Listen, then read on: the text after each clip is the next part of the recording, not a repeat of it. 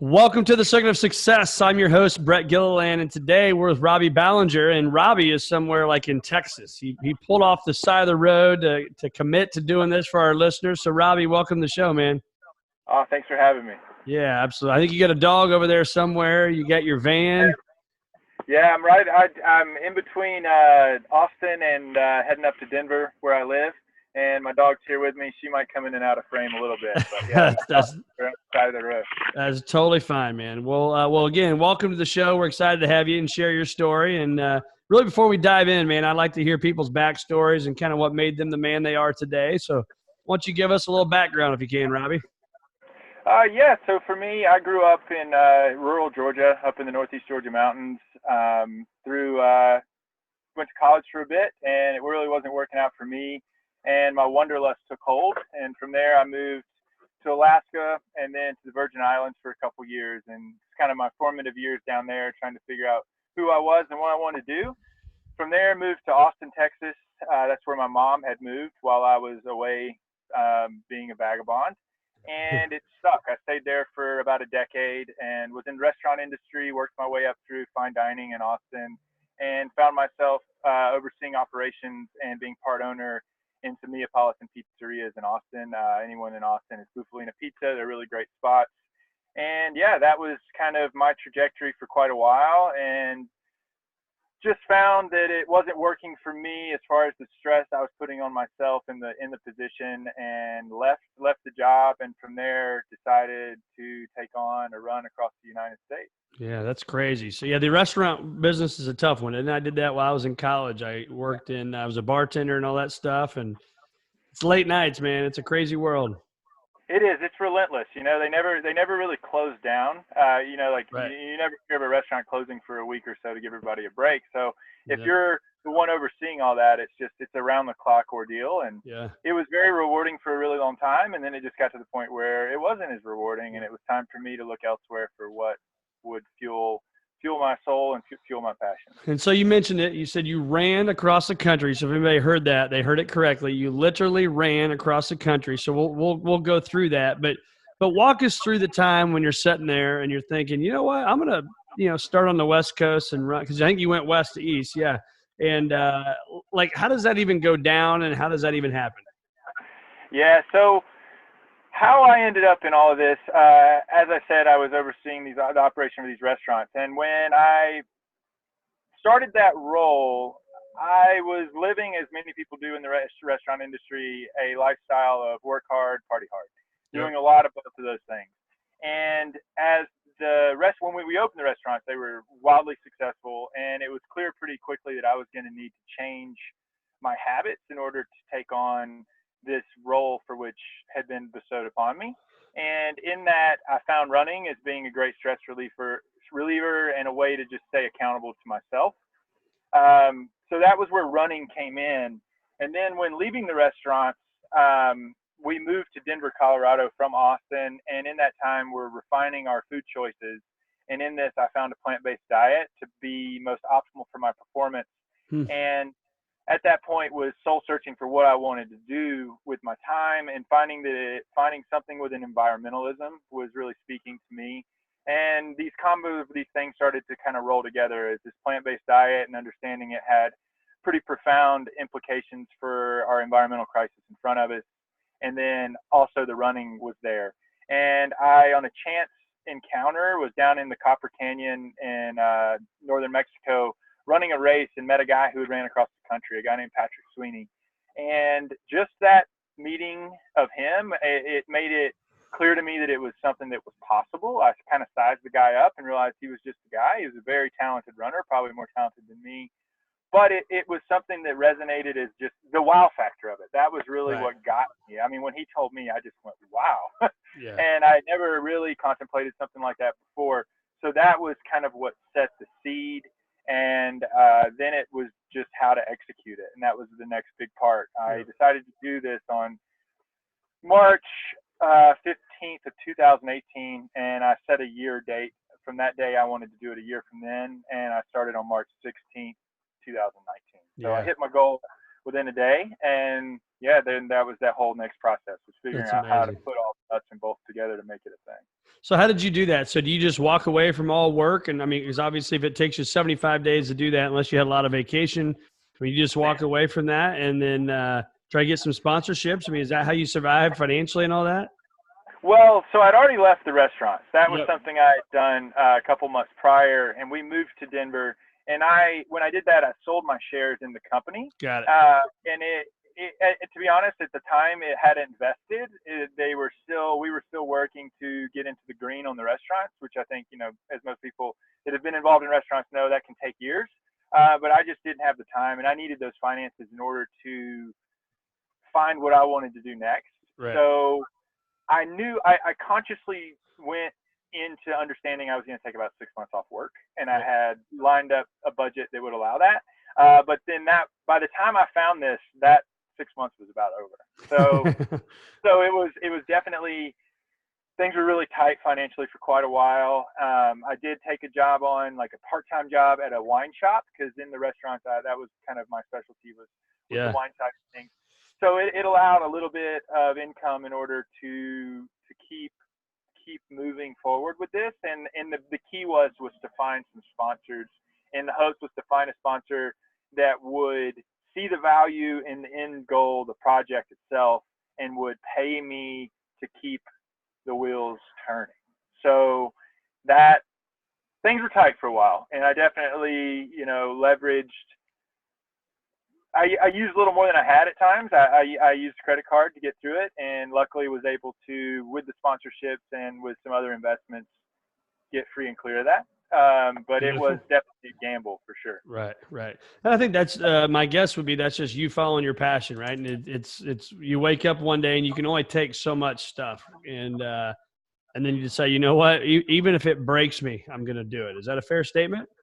I absolutely would say that, and it's it's that hope in like the synergy of this world we live on, is that if you put yourself out there towards your true intentions and the things that you love, that hopefully things will conspire that will allow that to happen. And I put faith in that probably more wholeheartedly than I ever had in my life, and I stand here to say it worked. I don't want to get too like woo woo about it, but I think there is a lot to be said about following your dreams, following your heart, and you can't just do it blindly. I mean, you have to be calculated, Sure. and you have to be really strategic in the connections you're going to make and how to put together a plan. But if you do that and you're relentless enough, things do start to come together. I definitely had many a weeks and a couple of months to where I questioned whether if that was actually going to work out that way. Right. But luckily it did in the end. Yeah. Got to have faith, right? Exactly. You sure do. That's right. So March of 18, I think is what you said. You started that kind of that vision, that goal. So talk to us about the planning, the training, the kind of the physical and the mental training for that stuff. Cause it wasn't, while it was obviously hard physically, it was probably brutally hard mentally, correct? It sure was. Yeah. And I think a lot of the perseverance that it took to get through it, the training for that came through trying to find these sponsors and dealing with rejection and going, it didn't happen overnight. Definitely Sure. didn't happen overnight. It took quite a while. And in that experience, did I gain a lot of perseverance that would carry me through later. And then physically, as soon as I decided, it was like, okay, it's time to really get after it. Sorry, dog. Sorry about that. And then in that experience was I was already running a lot, but then it was to start seeing what it was like to run every single day. So I was running every 14 days, taking every 15th day off, doing at least 10 miles a day. Whew. And that was for the first 3 or 4 months. And then the second 3 or 4 months, I upped the mileage to about 110 miles a week. So getting in a couple 20-mile runs on top of 10 miles every day, just doing that every day, Wow. Getting it out there, putting in the miles, even when I didn't want to. And sometimes setting myself up to make sure it was going to be even a little bit harder. Like going out without eating first, going out early in the morning after, maybe staying up working on the plan a little too late, and stuff of that nature. So that was kind of the first 2 phases. And then the last phase, which was also a big part of my pitch to sponsors, was to run a bunch of ultra marathons kind of back to back, doing them every 2 weeks apart and doing that for a couple of months. And that was one, to normalize the distance. I was doing mainly 50 milers and 100K as well. So just to know I could run that distance and do it comfortably. And then also to promote my run and also the brands for which I brought with me on the run. Right. That's right. It allowed more than just opportunity to run. It put their brand in front of runners at all these races. Yeah. So then that's how that all works, right? When you see people do these things, that's what it comes down to, is the brand wants exposure to your platform, because then more people will buy whatever it is you're promoting, and allows you to feed your family and do all the things that you need to do to make things happen. Exactly. Yeah. And then, bringing in also a mission, like doing it for this, for a plant-based cause also helps a lot too. If you can align yourself with companies that have similar, they're on that same page and they want to also get to embody that mission for which you're being a part of. And that was what I did. I found Nadamu Dairy-Free Ice Cream, and they were also on like a plant-based advocacy mission. And so it rolled into that really well, and it allowed them to have a face for that and show that they were putting their resources behind someone that was going to try to do something as audacious as run across the country. Yeah.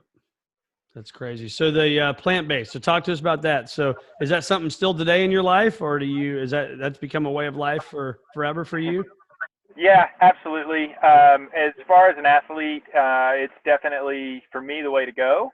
I think there's been a lot of really great examples coming out recently to kind of further that thought and that kind of practice. There's a movie recently that came out that's on Netflix called The Game Changers. Yep.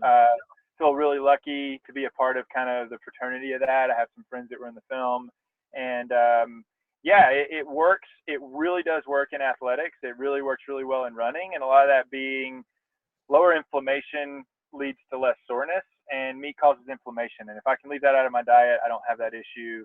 And then on the dairy side of things, just feeling a lot less phlegm, a lot lighter, no GI issues or much less, has helped a lot. And then in the run itself, it was really vital. I was consuming 8,000 calories a day in order to keep moving. And I really can't fathom doing that had it not been plant-based, just for the cleanness and feeling light enough to continue. I had to eat 11 times a day. I would stop every 5 miles. I would rehydrate and have a little bit to eat. And the plant-based meal plan really, really was a benefit in executing that. And then it also, what keeps me really grounded in it is also the environmental implications. I think we are over consuming meat, and it's really not sustainable globally, environmentally. So if for me, an absolute stance on that is really important, but we really just need to get the pendulum a little further away from it for it to be something that works for us environmentally on a global scale. So there's definitely a passion and a cause behind that for you, which makes it, I'm using air quotes if anybody's not watching, but it makes it easier, right, to do that when there's a passion and a calling behind it, right? Versus just saying, you know what, man, I feel like a big cheeseburger today, or a big old pepperoni pizza or whatever like that, right? Yeah, that does. It keeps you in it for sure, is those things. And then there's the ethical standpoint that comes in as well. It does keep me in it, but I've also found that I didn't really have to give up a lot in order to stick with it. There's a lot of great recipes and ways with which you can find a way to, cure any of those cravings that do come up. I'm always a big burger guy, but now there's a great veggie burger recipes I know of. And now we have all these examples like the Impossible Burger. Yeah, so you can get one of those at Burger King today now, right? Yeah, right. Yeah, you still go to Burger King. I'm getting the Impossible Burger. Exactly. Yeah, that's good. So talk to us about this running thing. So it's 3,175 miles, I think I saw, across the country in 75 days. Talk to us about that, man. How does that, if you can, I'm sure you got a story behind those 75 days. What was that like? Yeah, so it averaged out to about 43 miles a day. It's a long day. You're out there a while. When people, and we think about running, I think a lot of people think about marathons and such. And one thing I like to tell people is I slowed it down a lot. When you're talking about ultra running, it is a run, and then you're running the flats, you're running the downhills, and then a lot of the uphills you're having to power hike. So I was out there anywhere between 11 and 16 hours a day. Whew. And you really gain a new understanding of time. Yeah. Time starts to pass in a much different way. And the wear and tear on your body is definitely a thing, because our bodies, I do feel, are born to run. There's a great book called Born to Run that was a big influence for me in all of this. But our bodies weren't born to run on asphalt. So I really had to deal with that. And the training going into it was really what allowed me to persevere that many days, putting that kind of pounding on my body. I had consulted with a couple people going into it who had done similar feats, and the kind of advice I was given was there's going to be two like defining dates that are going to really matter for you to be able to accomplish this, and that's if you can make it through the first 2 weeks without getting injured, then your body's going to hold up. And that really rang true. Once I made it past the 2 weeks, I felt like my body would sustain. And then the second being after the first month, that you would have made it through the adaptation phase, and your body and your mind would just align with the task at hand, and it wouldn't be as much of a battle between those two things in your inner being. And that definitely rang true too. I made it about day 28, 29, and I felt there was a profound change that happened. And then it was just getting up every day and do it. This was what I did at that point. So I guess when you're doing that, you have a goal, you have a mission, like anything in life, you just commit to it. Even on the days you didn't want to do it, what was your jump start? I mean, what got you going? It definitely, there were days it was easier than others, and the mornings were always the hardest. Waking up in the morning, you open your eyes and you're like, here I am again. Oh my God, I got to do this. It's like Groundhog Day. Yeah, absolutely. So a good cup of coffee goes a long ways. Yeah.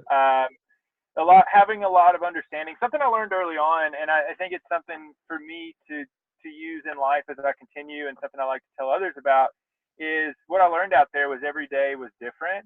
One day never really equated to what the next day would be like. And having that understanding went a long ways. If I was having a really hard day, I would have to rely on that knowledge that, and knowing that tomorrow was a new day, and when I woke up, I'd have a new chance at it, and hopefully it would be better than whatever I was experiencing at that time. So those kind of lessons, as I learned them, went a long ways. And I think that was a lot of what came out of after that, first month, was I had learned those types of lessons. And then to do something like this too, one, you got to have a reason, because there are going to be really dark days, and there's going to be days you don't want to continue. And the mission of the plant-based advocacy meant a lot to me. So having that every day went a long ways in keeping me accountable to my goal. But also, I think with any goal, a big thing that, like, once you make your mind up to do something, is I think it's really important to tell others about it.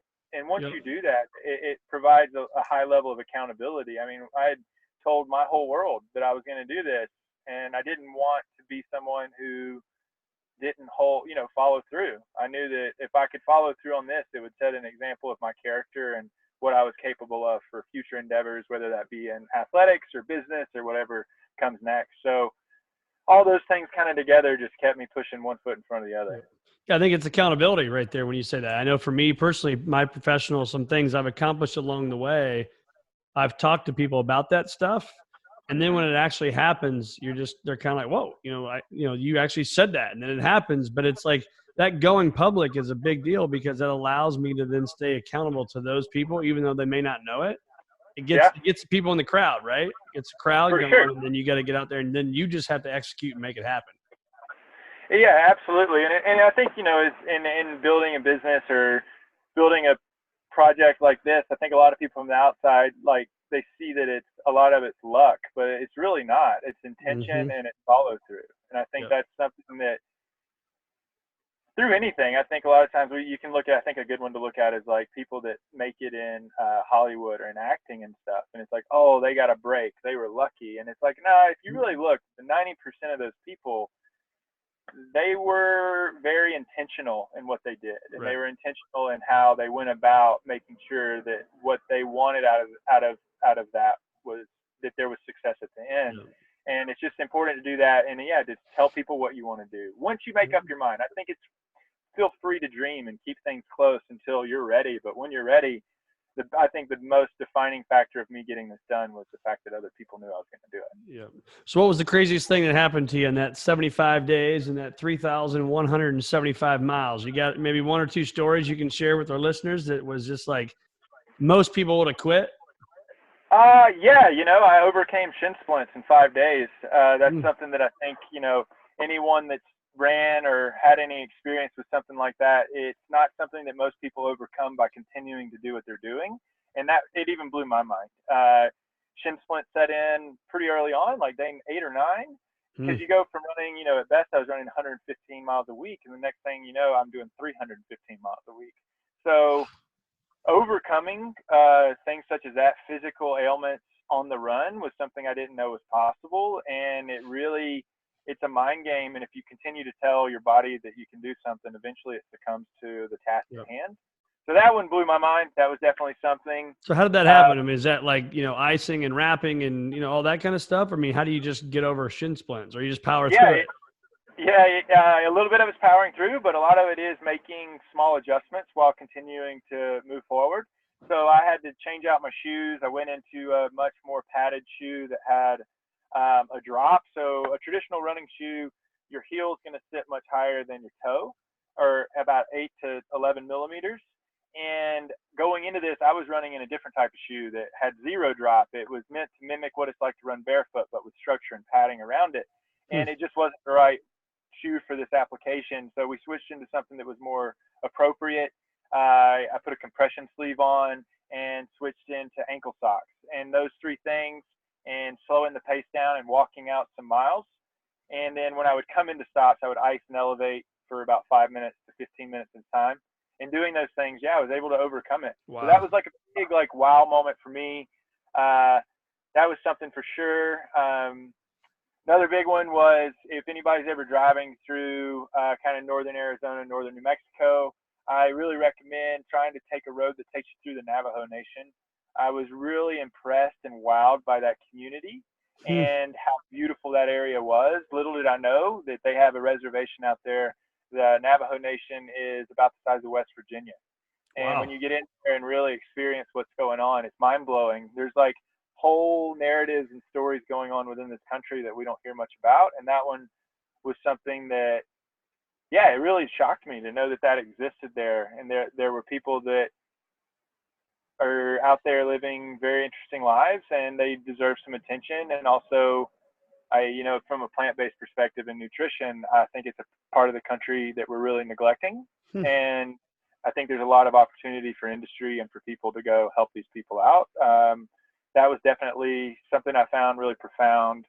And in general, people along the way, I think something I like to talk about when I talk about this run is the polarities of our country right now, whether that be, politics and just socially.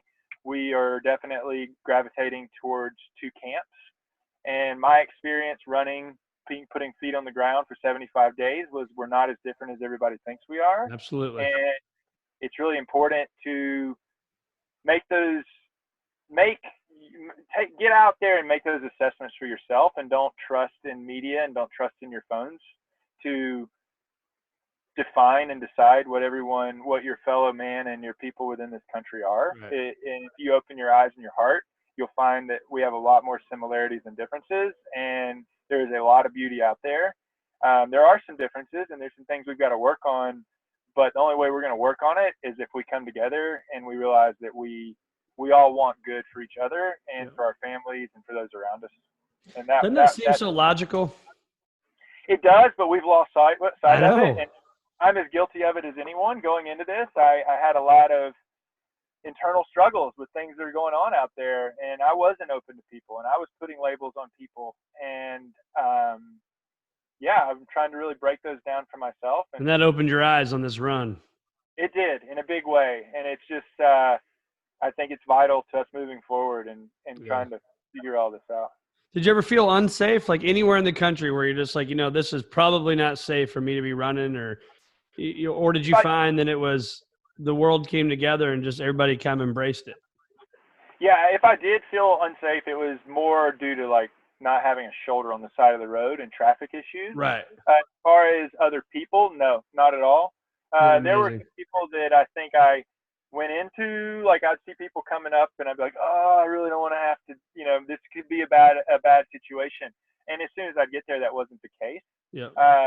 Yeah, I didn't really have any of that. And me nor my crew did we ever feel unsafe due to other people. It was always just circumstantially about traffic. And how many people are with you during this? Like, what's that crew look like? Yeah, so my crew consisted of anywhere between 3 and 5 people at a time.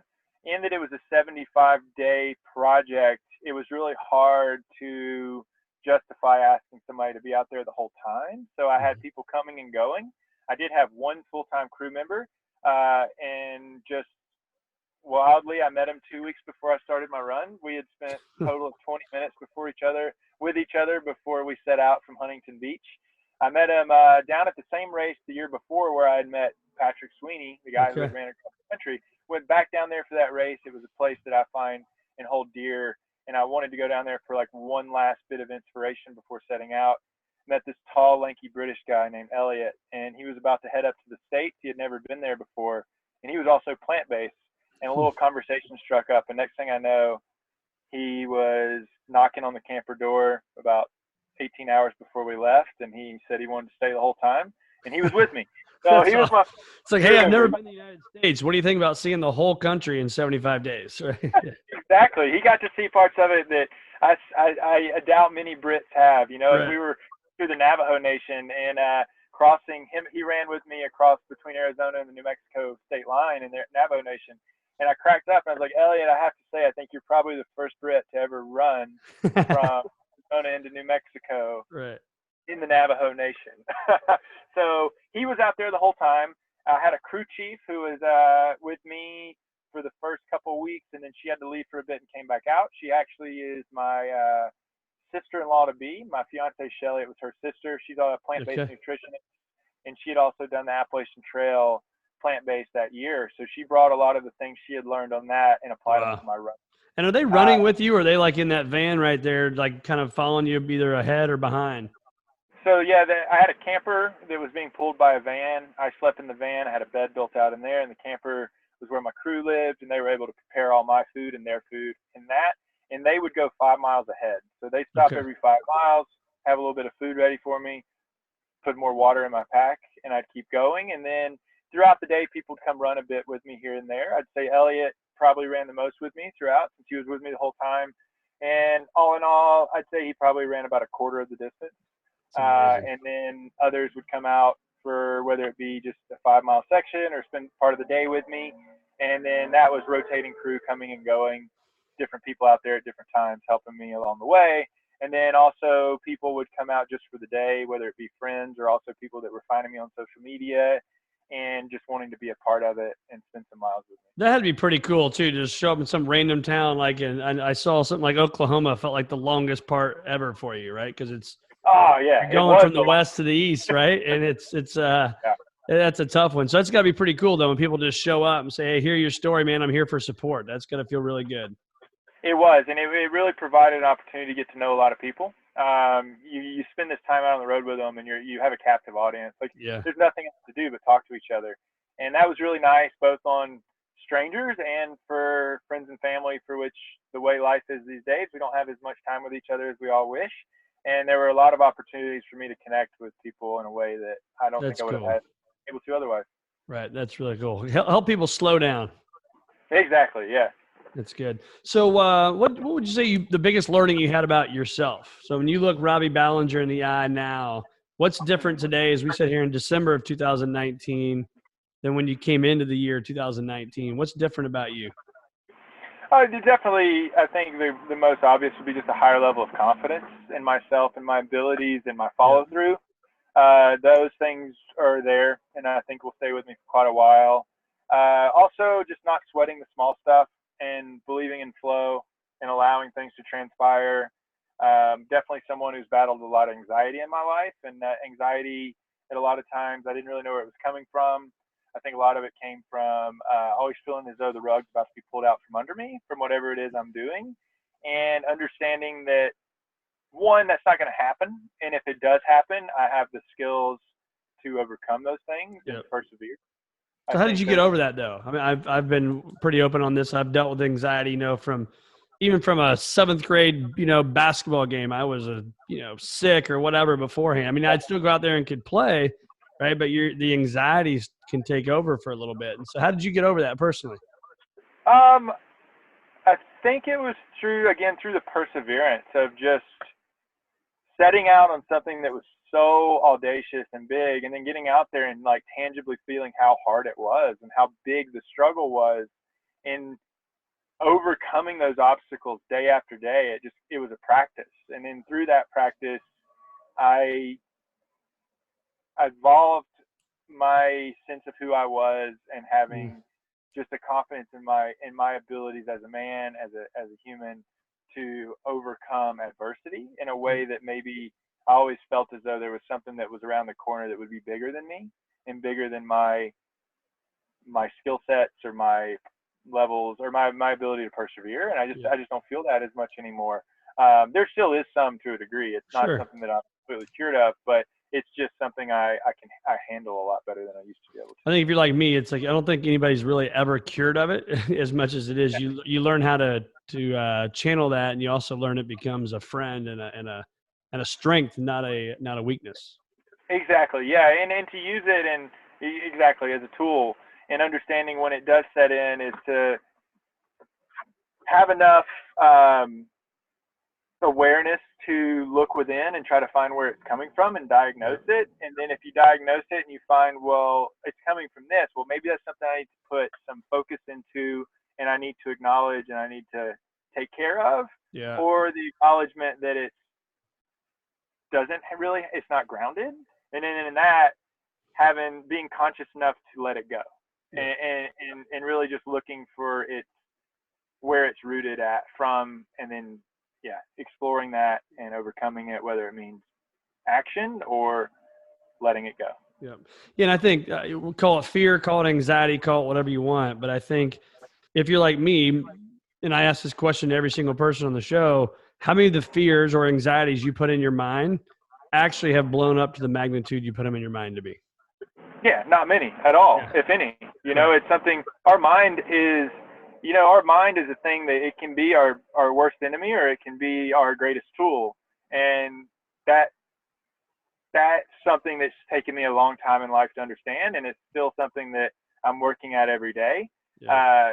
But you have more control over it. And you got to acknowledge that voice. There is a voice in your head, and it's that thing that every day is talking you in and out of things, and it's creating these irrational fears or these irrational things that haven't happened yet and probably aren't going to happen. And the minute you can acknowledge that it exists and start to try to live more presently and letting that voice go, and acknowledging and being present. I think that was something I learned out there, is you can only, if you're out with one goal in mind for 11 to 18 hours a day, right, you eventually run out of things to ponder, and you got to start being present, and you start paying attention to the birds and the animals around you and all these things, and taking that feeling that I got from that, which was to be in the most flow state I'd ever been in my life, and try to apply that to every day now, and being present in the present moment and not getting caught up in my internal dialogue. Yeah. And how do you do that? I mean, what advice would you have for somebody that struggles with that, right? And I struggle with it, the pace of life with all the craziness going on. And then, those of us that have kids and we go home, and then it's kid events. And then next thing you got to get to bed, and then it's like, get up, and we all do it. Right. And parents talk about it all the time. How do we slow down to enjoy the journey? I mean, I enjoy the journey. I love my life. I'm very blessed. But, you have those moments where you're thinking about something else when you should be over here thinking about X. That makes sense? Yeah, for sure. And I don't think I'm an expert on it. Like, I'm still learning myself. I think some things that came out of the run, and where a practice that I got into after the run that at times I still have to remind myself of, is it starts in the morning. And I find that, going back to, I mentioned a minute ago, kind of our devices, our phones, and how they can make us have a lens on the world that's not what it is, but they can also just practice from what is tangible and real in front of us. So I've tried to really, as best I can, stay away from my phone for the first hour when I wake up. That's nice. And drink a lot of water and be present in the moment in my little house, my fiance and our animals, and try to ground myself in the beginning in the morning, and hope that I can carry that with me throughout the day. That's helped a lot. And then I also like found that focusing on, like, find something to focus on that is tangible and real. Like if you're at your kid's basketball game, like taking the time to like appreciate and look at, like, I don't know, like tangibly the style of what everyone's wearing around you, or Right. something to bring you back in to reality, and let your mind kind of go from those thoughts that are most likely not going to actually come to fruition, Yep. and get back to what's tangibly in front of us and pay attention to that. And also like engage with people, talk to people. People are, I used to have a really hard time outside of my job being in the restaurant. I would have to turn it on and I would smooth and I would create conversation. And a lot of that was just executing my job. But since this run, the reality, one thing I realized out there was people are fascinating. And if you really do take the Everybody's time, got a story, right? yeah. And if you can be a good listener and also like bring a good story to the table, there's just a big community around us of people, and everybody's hungry for that. Like everybody needs more interaction and they want to talk. And if you can be the bigger person to put yourself out there first and enter into conversations in a way that's non-threatening and lets people feel safe, then you can have these amazing conversations in all this mundane time where we now, I feel, are so quick to just pull our phones out and start Right. scrolling. Yeah. Well, I think, and you're right. I mean, I thought about it when I started this podcast it'll be 3 years this February 6th. And so, you start something. I'd never done it before. I'm not a podcast guy. I run a wealth management firm and, have a wife and 4 kids, and just had this sense after, a nice bottle of red wine on a Tuesday before Christmas of 2016. It's like, you know what? I think I could do a podcast. And then I text a few people and they're all like, yeah, I'll join you. And then you have that fear of like, oh, who the hell is going to listen, right? I thought it'd be like me and my mom and dad, and that's about it, right? And now all these people listen, and you get these nice letters in, and that's all nice and stuff, and I love that. But there's no way I thought I could have a guest every Monday. And now here we are, and you're the 157th, 158th person I've had the pleasure to interview you. And to your point, it's like there are so many people out there that are willing to share, but we as humans have to go look for it and be open to having conversations with a guy that I've never talked to in my life named Robbie Balenger, and hear his story in a van in Texas, right? And it's awesome. Yeah. So I think that's cool. I appreciate you bringing that up and talking about that, because you're spot on. And we're not unique, right? Like everybody wants that, but everybody's afraid that the person sitting next to them doesn't. And it's just, I'm here to say it's not the case. Like we're all dying for more interaction. Yeah. And it's just, it's one of those things too. It's just going to heal us as a community. I don't want to like project too much that I think we're just so flawed as a society, but we have some things to overcome right now. And a lot of it is just getting back to just connecting with people. Like we have put ourselves in boxes, and we just got to get rid of that. And a lot of that comes through being open and having faith that other people want to be open too. Amen. And I think too, to my point of the podcast thing, and I think what you were saying earlier, I would put, I know you were on Rich Roll's podcast. I mean, that guy's awesome, right? And so, me as a guy that runs a wealth management firm or a podcast guy, whatever, you put other people, other big, huge, massive companies or huge podcasts, they're no different than I am. The guy that ran across the country, you found out he was no different than you are. He put his pants on the same way you did, right? I always say 2 legs at a time. I'm just kidding. 1 leg at a time, right? And then you believe that, and then you made it happen, and you ran across the damn country in 75 days. Yeah. And got paid to do it. Yeah, right. That's what still blows my mind. Right. Somebody's going to pay me to run across the country? Yeah, and it's true though, and I think that's a big thing for everyone to realize too. Is just like everybody does, they put their pants on 1 leg at a time. We all have families, we all have anxieties, we all have hopes and dreams. And whether you are like, guy runs across the country, somebody hosting a podcast, or some A-list celebrity, or whatever it is, and just not being intimidated by those things, and being open to whatever life can throw at you, and being your most optimal self. That's right, man. So I know you're working on your website. Where can our listeners find more of Robbie Balenger? Robbie Balenger on Instagram at Robbie Balenger. It's ROBBIE, and then last name Balenger, BALENGER. right now that's my best spot. I am working. I've got the URL for that as well. But if you go on there, it's not very exciting at the moment. Yeah. But I'm That's working all right. through You're that. working on it, man. You just got done running across the country. It's not like you've had anything to do, right? Yeah. So yeah, working through that. But for now, I post pretty regularly on Instagram and Yep. tell the story of what I'm up to, whether it be athletics or my home life, and then I'll start putting on there what my bigger goals are coming up in the near future. Awesome, man. Well, it's been great having you on the Circuit of Success, Robbie. Enjoy it. What's the biggest thing? What's the next? Your cross country. What's the next big thing you're gonna go do? You got that made up yet? No, working through it. I've enjoyed being on the bicycle some. It's just a little bit faster and a little less impact on my legs. So it may be something in that. Maybe some stuff in Europe, running in Europe some this coming year. I helped a guy run across the UK after my run, Oh, and him wow. and I hit it off really well. His name's William Gouge, and he's a really excellent young guy. And we've been talking about some stuff. So that's the kind of stuff I'll be talking about on social media Love it. as soon as we get it all figured out. Awesome, man. Well, thanks so much for being here, Robbie. We really appreciate it. Thanks for having me. Enjoyed it.